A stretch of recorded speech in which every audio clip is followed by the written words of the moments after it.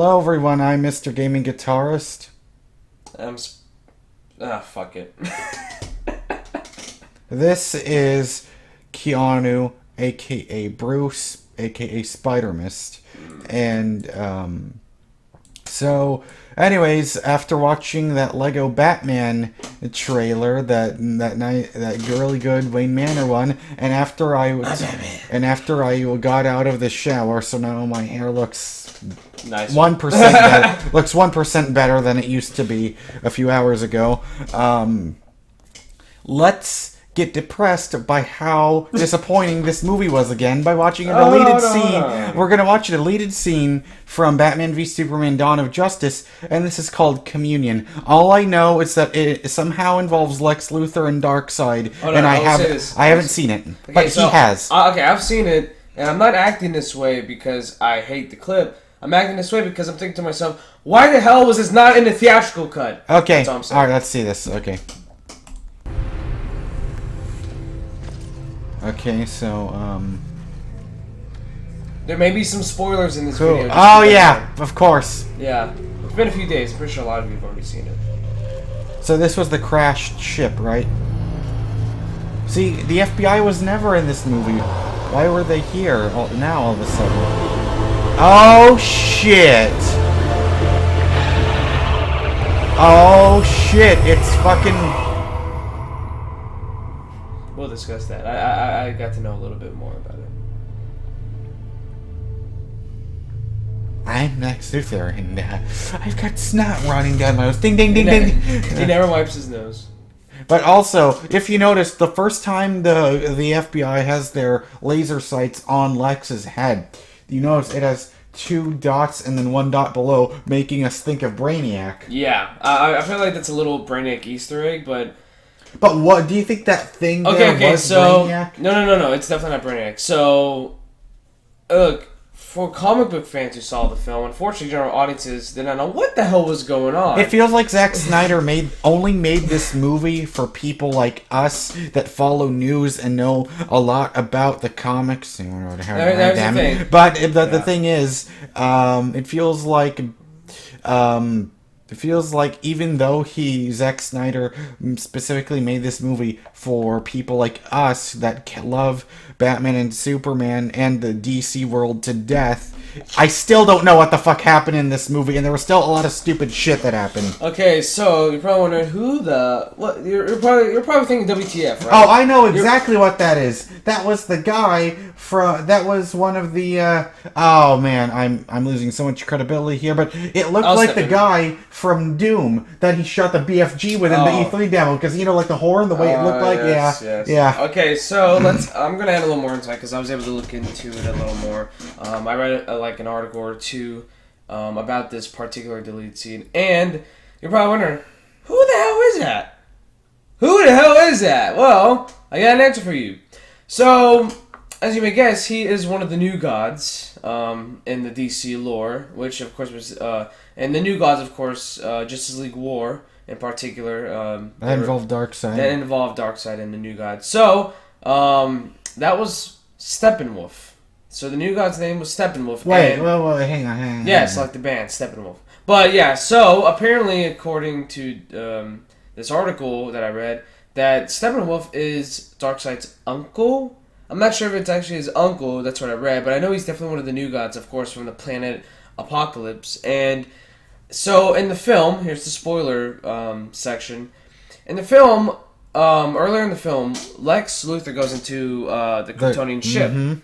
And so he gets access to it by using General Zod's fingerprints. Which he uses because for some fucked up reason, he cuts his hand and places his Zod's fingerprints on his hand. Why couldn't he just drag his fucking button, just scan it, put it on the scan, whatever? No. Someone said, why didn't it just chop his hand off? Because he had the kryptonite. So anyway, so he goes in there and he pretty much asks the ship to teach him everything about what's out there. All of the Kryptonian knowledge that was in that ship. So, and unfortunately, we didn't really get much after that, or there wasn't really a payoff. So I'm gonna guess from that this scene we just watched took place while he was going through that crash the first time. No, definitely wasn't the first time, because remember, they were arresting him. So that doesn't happen till later in the film, and you saw all that goo that was from Doomsday. Remember?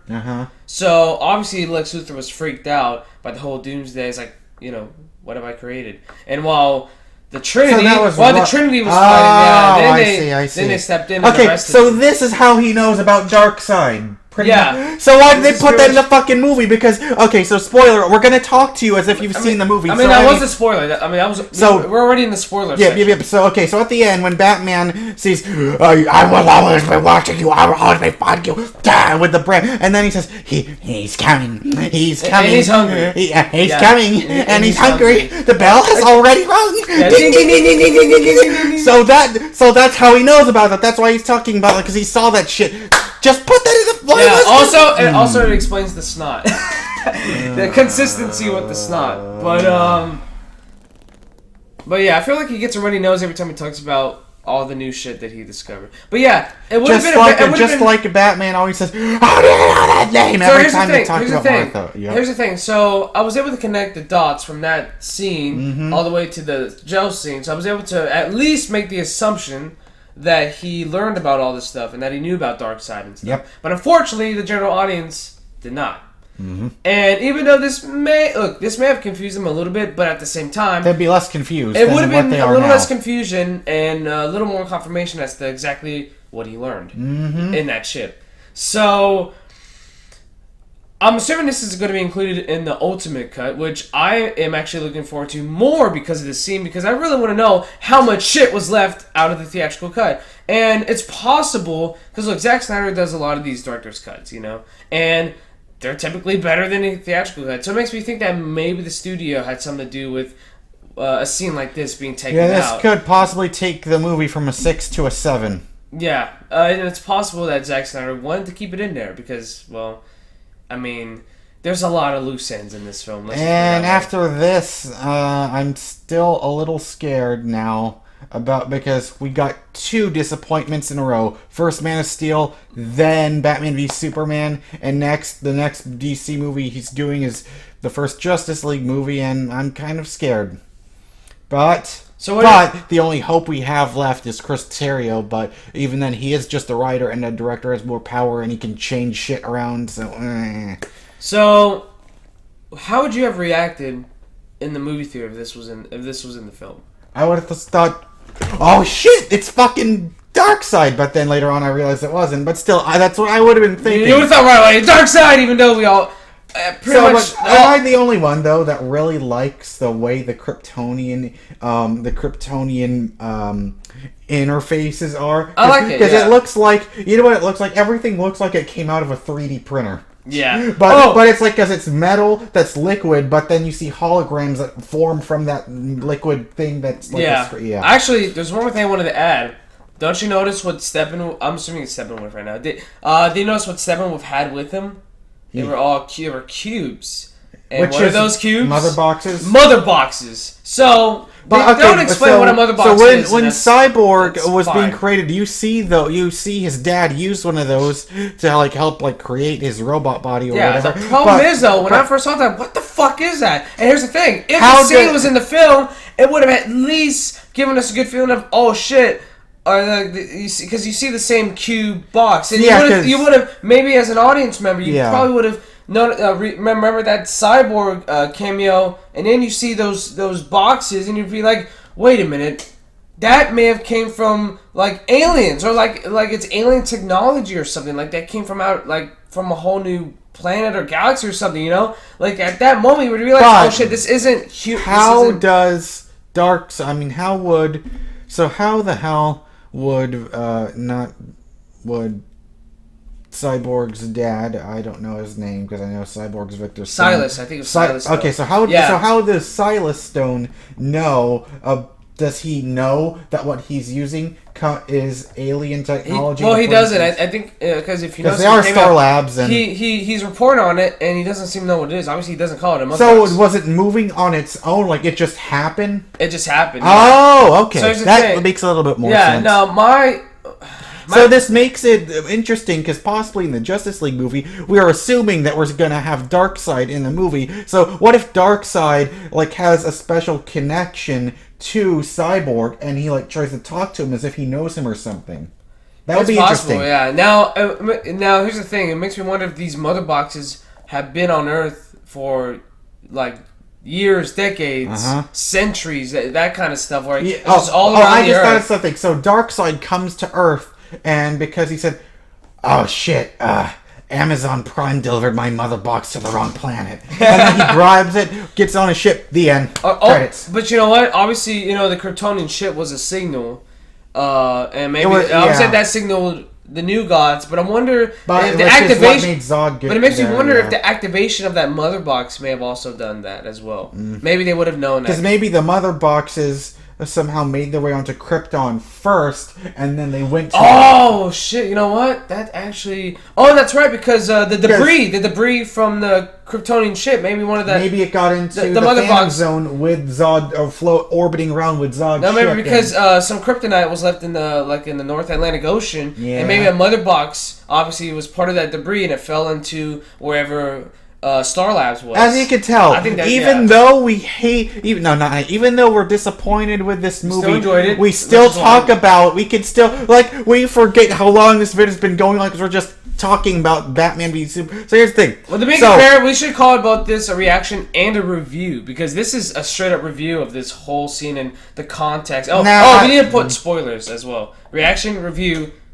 Spoilers. Now, reaction and discussion seems and discussion and spoilers in parentheses. I think that would, we might as well call that because this is just sort of a big deal. Even though a mere 44 seconds can bring up almost like an hour-long discussion, pretty much. This just shows how much we still care about DC, pretty much, Yeah, but hey, I'm excited for that Ultimate Cut, and I really do believe after seeing even though I'm going to hate spending fucking $35 on a movie I thought was disappointing, and yet when I see it, it might be better, but it's still a risk. To be fair, I mean it's going to come with a shitload of special features. By the way, that $35 or $36 dollar tag is so worth it when it also comes with a theatrical cut, DVD version, and a digital copy as well.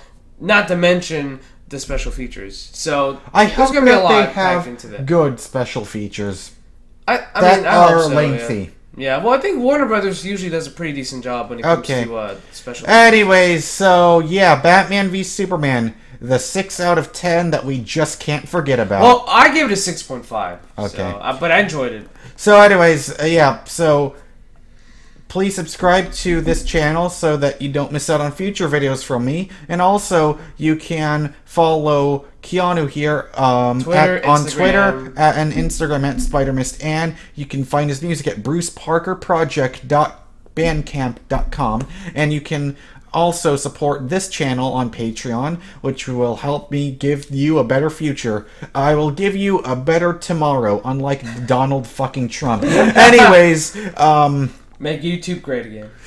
Yeah. Oh yeah. Anyways, speaking of Batman v Superman, we did something. Yes, we spoiled the movie. So if you enjoy watching these two fucking nerds discuss talk for 13 minutes about a 44-second clip, why don't you watch our almost nearly 2-hour long spoiler review where we talk about the movie in depth on the N4G TV podcast, which can be found on the N4G TV YouTube channel, which is in the link below in the description. Which please read the descriptions because you'll find some extra shit in there that I mentioned here. Anyways. Okay, so, we'll see you on my next video. This Goodbye. was a fun video. Yep. Bye.